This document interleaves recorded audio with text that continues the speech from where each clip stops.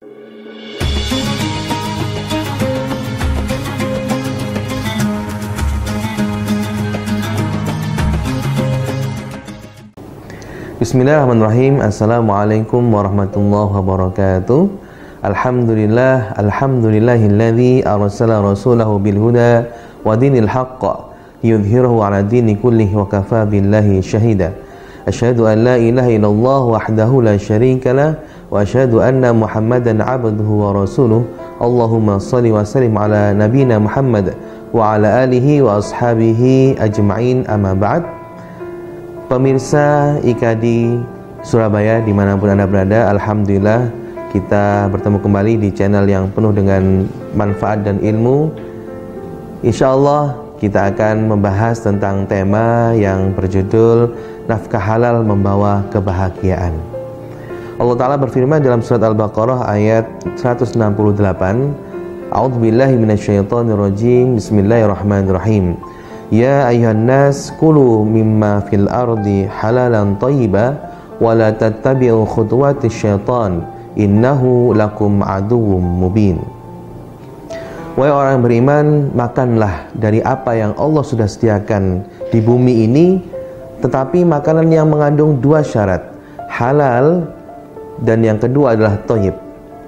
Dan kemudian ada peringatan wala tattabi'u khutuwatis syaitan, dan janganlah kalian mengikuti langkah-langkah syaitan. Innahu lakum aduwwum mubin, karena syaitan itu adalah musuh yang nyata. Dalam ayat ini Allah Ta'ala memberikan tidak hanya kepada orang-orang mukmin, tapi menggunakan kata an-nas, manusia keseluruhan, yang menunjukkan bahwasanya nikmat Allah di muka bumi ini sangat banyak sekali, tapi tetap harus menjaga pada dua hal, yaitu halal, makanan yang halal yang dibolehkan dalam syariat Islam, dan yang kedua adalah thayyib. Kalau kita cermati fenomena corona saat ini, mengapa itu terjadi? Karena manusia secara umum tidak mengindahkan dua syarat rambu-rambu dari Allah Subhanahu wa taala. Mereka makan makanan yang haram dan juga tidak thayyib. Bagaimana yang namanya kelelawar itu jelas haram dalam agama Islam, dan juga itu najis sehingga tidak thayyib. Dan ketika itu dimakan, maka Allah kemudian memberikan corona ini sebagai sebuah peringatan bahwasanya kita harus kembali kepada ajarannya Allah. Makan itu pada dua hal saja, yaitu makanan yang halal dan juga makanan yang thayyib, yang baik. Pemirsa IKADI Surabaya dimanapun Anda berada, hal ini juga harus kita pahami ketika kita sebagai seorang suami, ya, karena Allah Ta'ala menjadikan seorang suami ini atau laki-laki ar-rijalu qawwamuna 'alan nisa. Seorang laki-laki itu mempunyai qiyamah atau dilebihkan atas kekuatan dibandingkan perempuan. Atas apa laki-laki itu dilebihkan, diutamakan? Bima anfaqa ba'duhum, karena ada kewajiban menafkahi bagi istri dan juga keluarganya. Maka seorang suami itu ditinggikan derajatnya oleh Allah Subhanahu wa ta'ala. Lantas apa itu nafkah? Nafkah itu dari kata nafaqah, kemudian menjadi nafqah dan menjadi infak, ya. Kalau dalam bahasa Arab, nafak itu adalah terowongan. Maka kalau kami dulu di Mesir itu, ketika ingin perjalanan sebuah tempat ke tempat yang lainnya, salah satu transportasinya adalah menggunakan metro anfak, yaitu kereta bawah tanah nafak tadi itu yang melewati terowongan. Mengapa disebut sebagai nafak dan kemudian menjadi infak atau nafaqah? Karena Allah menjamin ketika kita membuat sebuah nafaqah atau infak, itu Allah akan mendistribusikan nikmatnya. Tapi sebaliknya, kalau apa yang kita miliki tidak kita keluarkan, kita tidak berikan kepada orang lain, maka Allah juga tidak akan mendistribusikan nikmat kepada kita.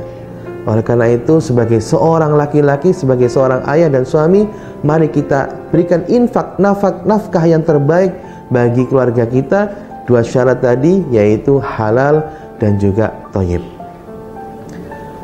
Kita perlu yakin bahwasanya kalau kita memberikan nafkah kepada keluarga, maka Allah akan jamin kehidupan kita, Allah akan berikan rezeki kita semakin kita punya banyak anggota keluarga gitu ya. Kalau dalam bahasa Jawa itu banyak anak banyak rezeki ya. Memang seperti itu karena setiap anak punya rezekinya masing-masing. Bahkan dalam Al-Qur'an dikatakan wala taqtulu auladakum khasyata imlak nahnu narzuqukum wa iyyahum. Janganlah kalian membunuh anak itu karena takut nggak ada rezeki, takut miskin. Nahnu narzuqukum, kami memberikan rezeki kepada kalian, wa iyyahum, dan juga anak-anak kalian kami jamin rezekinya. Maka kita sebagai seorang laki-laki, sebagai seorang suami, sebagai seorang ayah, mari kita cari nafkah dengan penuh sungguh-sungguh, nafkah yang halal dan juga nafkah yang thayyib. Bahkan Rasulullah SAW sangat menyanjung orang-orang yang dia makan dengan hasil keringatnya sendiri, tidak dia meminta-minta. Dalam sebuah hadis yang diriwayatkan oleh Imam Al-Bukhari, Rasulullah SAW bersabda, "Ma'akala ahadun ta'aman qattun khairan min ayyakula min amali yadihi." Tidaklah seorang itu memakan makanan, dan makanan yang paling bagus itu adalah makanan yang dimakan dari hasil keringatnya sendiri. Wa inna nabiyallah Daud alaihissalam kana ya'kulu min amalihi yadihi. Bahkan Nabiullah Daud itu makan dari hasil keringatnya. Maka ini hadis menunjukkan bahwasanya orang yang menafkahkan, mencari nafkah bagi keluarganya, dia adalah orang yang mulia dan Allah angkat derajatnya. Sebaliknya, kalau ada orang yang meminta-minta, mengharapkan belas kasihan, maka Allah akan merendahkannya. Kenapa? Karena rezeki Allah harus dicari, rezeki Allah itu harus dijemput, sehingga Allah Ta'ala menilai usaha orang tersebut. Dalam biografi imam besar Ahlus Sunnah dari generasi tabi'in dalam kitab Tahdzib Al-Kamal, Siyar A'lam An-Nubala, sebuah buku yang sangat panjang sekali, itu dikarang oleh Imam Az-Zahabi ya. Jadi buku ini Siyar A'lam An-Nubala itu kitab, kalau kita ingin mencari referensi para sahabat biografinya, ada tentang kisah seorang sahabat yang bernama Ibnul Mubarak. Ibnul Mubarak ini, beliau adalah seorang tabi'in ya, yang mana beliau itu seorang ulama tapi juga seorang pedagang, seorang bisnismen ya. Dan pernah ditanya oleh Fudail bin Iyad, ditanya, "Wahai Ibnu Mubarak, kenapa engkau mengekspor barang ya, mengambil barang dari Khurasan Iran kemudian dikirim ke Mekah, dan engkau lakukan itu, apa sebenarnya tujuanmu?" Maka Ibnu Mubarak memberitahu ada dua tujuannya. Yang pertama, aku ingin menjaga mukaku supaya tidak menjadi orang yang peminta-minta. Yang kedua, aku mengadakan usaha mencari rezeki dengan berbisnis adalah agar aku semakin taat kepada Allah Subhanahu wa taala. Karena Rasulullah bersabda, "Kadal faqru ayakuna kufran." Hampir-hampir orang yang fakir itu mendekati kepada kekufuran. Orang yang miskin itu mudah dia diganggu hatinya, diganggu hidayahnya, sehingga dia menjadi murtad. Maka Ibnu Mubarak memberikan dua alasan yang luar biasa mengapa beliau sebagai seorang ulama masih tetap berdagang, masih tetap berusaha, masih tetap bekerja. Karena beliau tidak mau, karena keulamaannya ini beliau kemudian minta-minta, ngemis-ngemis kepada orang dan kemudian diberikan dari hasil itu. Tapi beliau ingin sambil tetap mengajarkan ilmu, juga beliau ingin memakan dari hasil tangannya sendiri. Masya Allah, ini merupakan kisah sahabat yang perlu kita tiru, sehingga kita tetap berusaha untuk mencari nafkah, berusaha untuk memberikan nafkah yang baik kepada keluarga kita, halal dan thayyib. Ketika Rasulullah membacakan ayat ini, ya ayyuhan nas kulu mimma fil ardi halalan thayyiba, sahabat Sa'ad bin Waqqas kemudian meminta kepada Rasul, "Ya Rasul, ud'uli mustajabah." Ya Allah, ya wahai Rasulullah, doakan aku agar doa-doaku ini menjadi doa yang dikabulkan. Rasul kemudian berbalik bertanya kepada sahabat Sa'ad bin Waqqas, "Apakah makananmu itu sudah halal? Apakah apa yang kamu makan itu sudah halal?" Maka demi Allah, jikalau engkau masih makan ada satu makanan yang tidak halal, maka 40 hari doamu tidak akan diterima oleh Allah Subhanahu wa taala. Begitu Imam Ibnu Katsir menafsirkan ayat ini. Bahkan dalam riwayat yang lainnya, Rasulullah pernah melihat seseorang yang dia itu capek habis menempuh sebuah perjalanan, ya. Bahkan dikatakan ab'atha, sampai dia terengah-engah. Kemudian dia menengadahkan tangannya ke langit dan dia berdoa. Kemudian Rasul menjawab, bagaimana doamu itu dikabulkan sedangkan malbasuka haram, pakaianmu didapatkan dari cara yang haram, mat'amuka haram, makananmu haram, maka tidak akan bisa dikabulkan oleh Allah Subhanahu wa taala doa orang yang memberikan makanan yang haram. Oleh karena itu, bagaimana cara supaya keluarga kita ini menjadi keluarga yang bahagia, keluarga yang berkah? Karena bisa jadi anak-anak kita nakal, bisa jadi ada masalah dalam keluarga kita ditimbulkan dari makanan yang tidak halal bagi mereka, ditimbulkan dari rizki yang kita cari dengan cara yang tidak baik.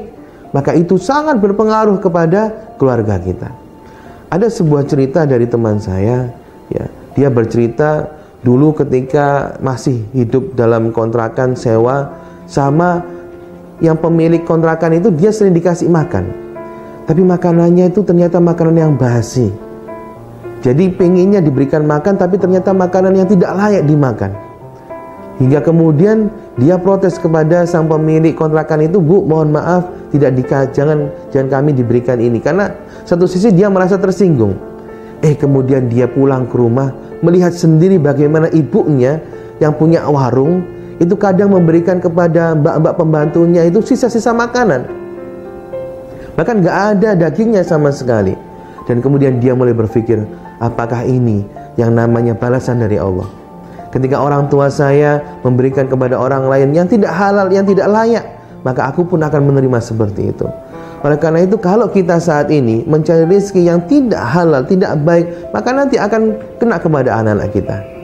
Oleh karena itu, kalau kita ingin keluarga kita keluarga bahagia, keluarga yang sakinah, mawaddah warahmah, penuh berkah, jaga makanan ini, jaga rezeki ini hanya dari rezeki yang halal, dari cara-cara yang thayyib. Pemirsa IKD Surabaya dimanapun Anda berada, maka yang namanya mencari rezeki dan mencari nafkah itu sebetulnya tanggung jawab suami. Kalau ada istri, misalnya dia bekerja, istri tidak mempunyai kewajiban memberikan nafkah, istri hanya membantu, yang wajib itu hanya suami. Maka kalau kita memilih, ya, apakah istri itu bekerja atau suami yang bekerja, pilihlah suami yang bekerja.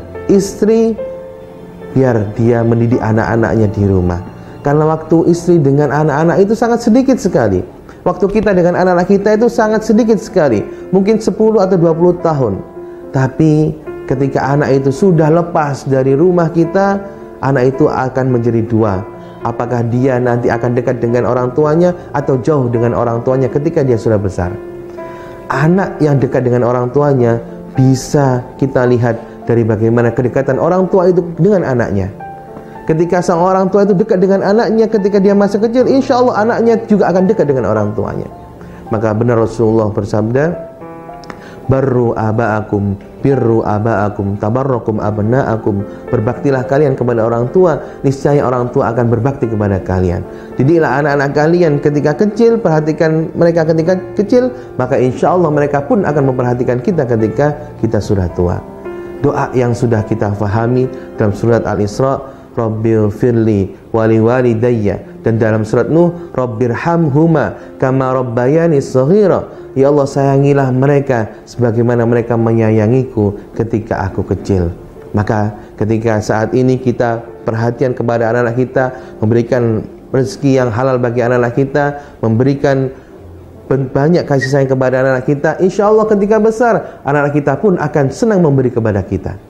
Tapi kalau saat ini kita pelit kepada anak-anak, nanti anak pun akan pelit kepada kita. Tentunya kita bisa memberikan hadiah, bukan sembarang mengelos, bukan sembarang kita ngasih, tapi kita berikan dia sebagai hadiah. Dan Rasulullah bersabda, tahadaw tahabbu, salinglah kalian berikan hadiah, maka kalian akan saling mencintai. Kalau ingin kita dicintai sama anak-anak kita, berikan hadiah, berikan sebuah pujian, penghargaan kepada anak-anak. Karena sebetulnya mendidik dengan penghargaan itu adalah mendidik yang luar biasa. Gak perlu kita berikan uang kepada anak itu, tapi kita berikan jempol, berikan pujian, berikan penghargaan. Anak itu akan senang, dan itulah yang membuat anak menjadi anak yang soleh. Ketika kita mendidik mereka dengan pujian, bukan dengan paksaan, bukan dengan banyak siksaan. Karena nanti ketika mereka besar pun mereka akan sayang kepada kita. Pemirsa IKADI dimanapun Anda berada, maka insya Allah kita pun ingin menjadi sebaik-baik keluarga, menjadi sebaik-baik imam. Sebagaimana Rasulullah bersabda, khairukum khairukum li ahli, sebaik-baik kalian adalah sebaik mereka kepada keluarganya. Wa ana khairukum li ahli, dan saya adalah sebaik kalian kepada keluarga saya. Maka mari kita menjadi orang yang terbaik bagi keluarga kita dengan cara memberikan nafkah yang halal, memberikan nafkah yang baik, dan menjaga kehalalan makanan anak-anak kita, menjaga kehalalan apa yang dilihat oleh anak-anak kita, menjaga kehalalan apa yang didengarkan oleh anak-anak kita, sehingga insya Allah anak-anak kita menjadi anak yang soleh-soleha, keluarga kita menjadi keluarga yang sakinah, mawaddah, warahmah. Mudah-mudahan bermanfaat. Aqulu qouli hadza wa astaghfirullah li wa lakum. Tsumma assalamu alaikum warahmatullahi wabarakatuh.